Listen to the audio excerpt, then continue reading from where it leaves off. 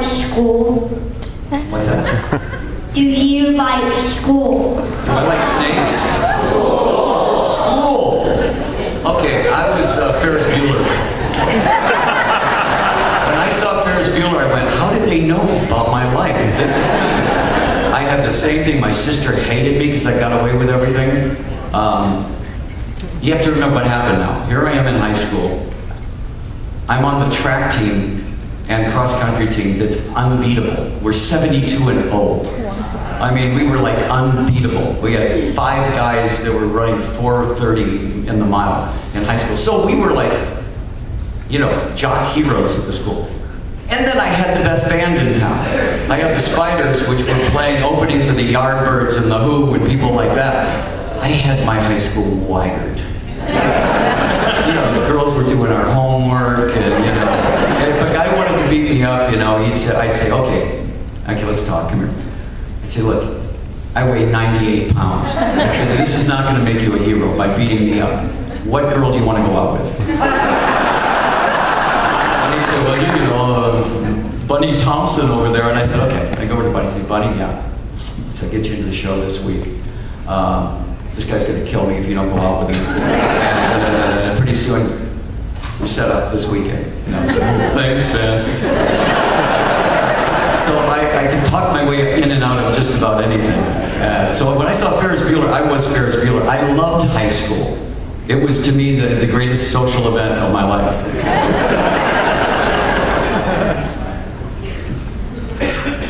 I recently saw you on Top Gear, which I'm a big fan of. I guess a few other people out there too. And you mentioned that you often restore and customize classic cars. Is there a particular one that's your favorite or that you've kept for personal use?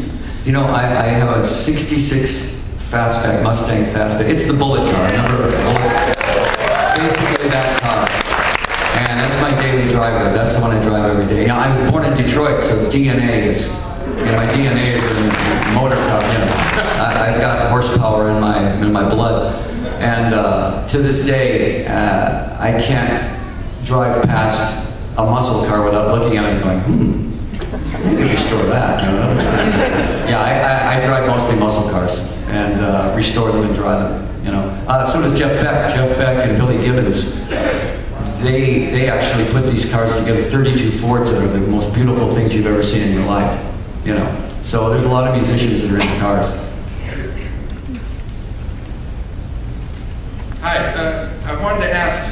One of my favorite of your concept albums is still Last Temptation. I want to know how that came about, especially the collaboration with Neil Gaiman and the comic book that went along with it. Yeah, you know, that was one of the first, when I became Christian, that was one of the very first projects I worked on.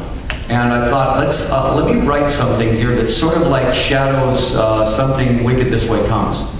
About a little boy, he's tempted to go join the circus. The circus was a metaphor for the world, of course, and the circus master was Satan, and the little kid decides not to join, which enrages, you know, the guy. So, and it was such a good story that I was telling Neil Gaiman about it, and Neil said, well, let's write the story first, and then write the songs around the story. And I went, that's a great idea.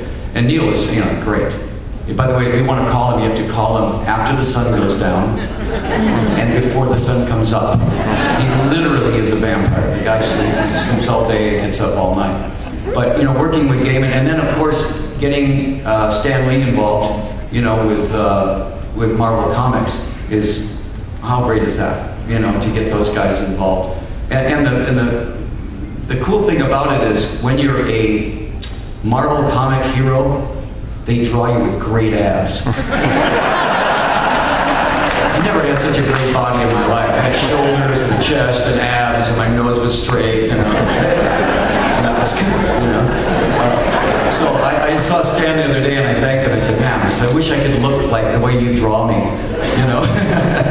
But the idea, and then they made it into a book form, but it really was a really nice piece of work without giving up any of the hard rock at all. I mean, it definitely had some of the coolest, nastiest songs I've ever written in it. And some of the best storytelling I think I ever did was in Last Temptation. So that's one of my very favorite projects, really. And I'd work with Neil again anytime. Neil's great.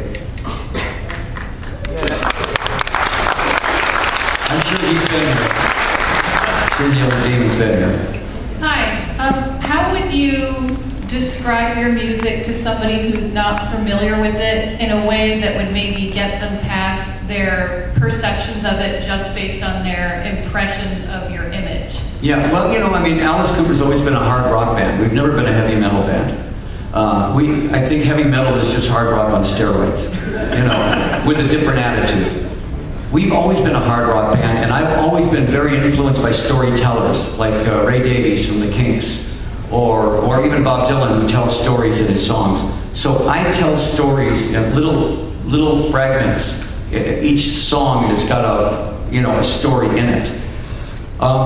If you were going to try to explain it, I don't know, talking about music is like dancing about architecture. You know, it's hard to explain what it is until you hear it and just go, well, it's hard rock, you know? Now, I've always been influenced by a lot of Beatle melody lines, so Ozzy has, most guys from our generation, learned a lot from the Beatles. And so you'll hear a lot of great melody lines going on in the song, even though a lot of the storylines are kind of Twilight Zone-y. They got twist endings, they've got this and that. But you're very rarely going to find anything that's not interesting in the songs. I try to keep them pretty interesting, you know. You have to hear it. I think you have to hear it. Most people that hear it and don't know what to expect usually like it. Hi, I was glad you brought up stories because I'm wondering if there's any chance of us seeing a reprint of the awesome book, $1 Million Babies, and if you might be considering a new story with the latest chapter of your life. I'm sorry, I didn't quite get all that. If you might be considering a new book with the latest chapter of your career.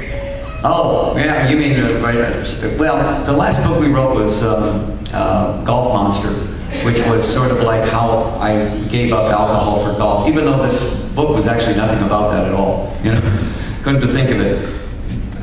But, yeah, you know, it seems like every 10 years you should write what happened in the last 10 years. But albums are like that.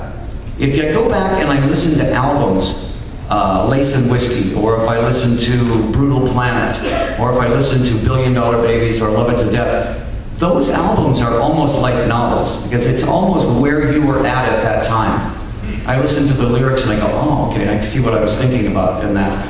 Then you go to the next album and you realize that 28 albums, you pretty much told your life story, you know, in those albums. So writing books is kind of making it more, you know, more explicit, and I've kind of done that with Golf Monster, but I always say I can't tell the whole story till about 8 more people die. There's too many people involved, I can't really talk about it.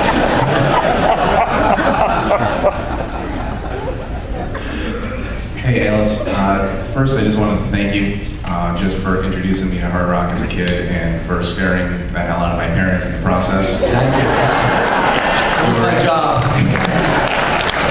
When I was 13, my cousin actually took me to see one of your shows. It was my first concert ever. Doc and Lauren Slaughter played with you in upstate New York in Darien Lake. I saw you 10th row. It was amazing.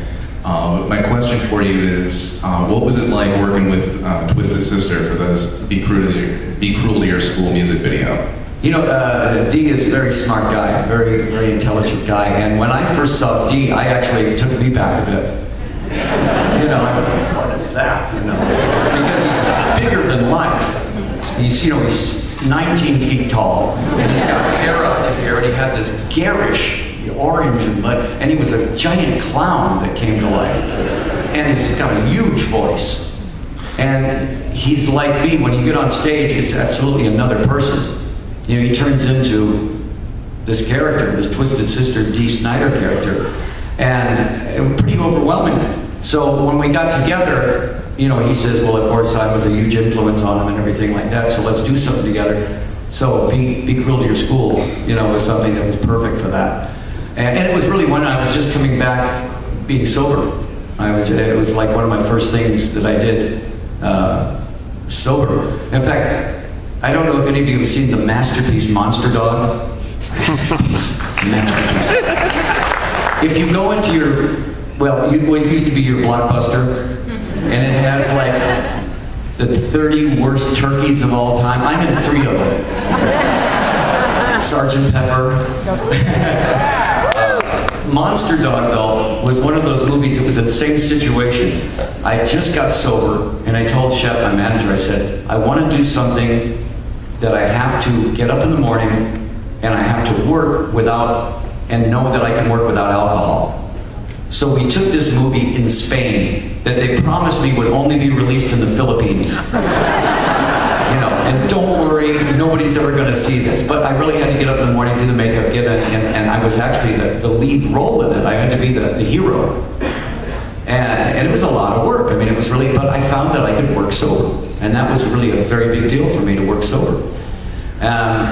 But the movie was, the whole movie was British. All the cast, everybody in Spain. When we saw the movie, they went back in and overdubbed all the voices in like a broken Spanish. So the very first thing, I'm sitting in the cab and I look at the girl and I go, hey, how you doing over there? I sound like that?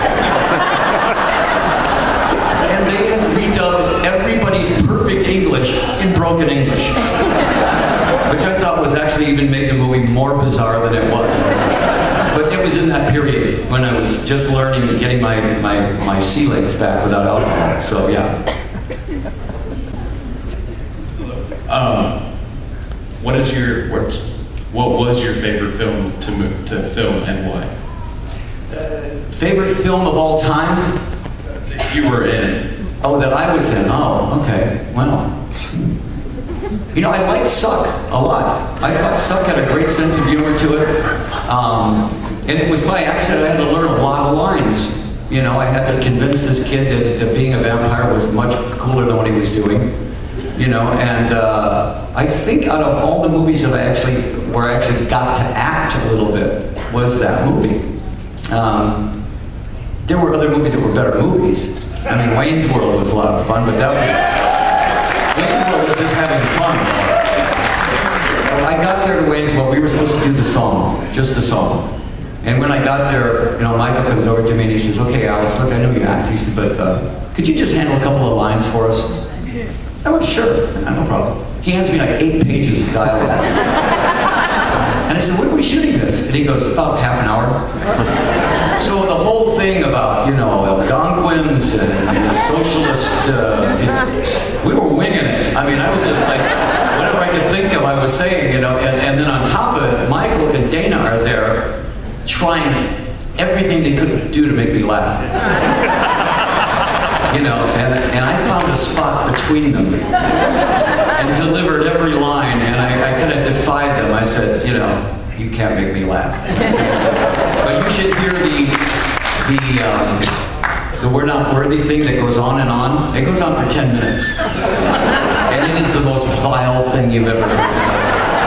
I mean, they went as deep as they could get, you know, we are dog, you know, and on, and I still did not laugh, so I beat Michael Myers on that one.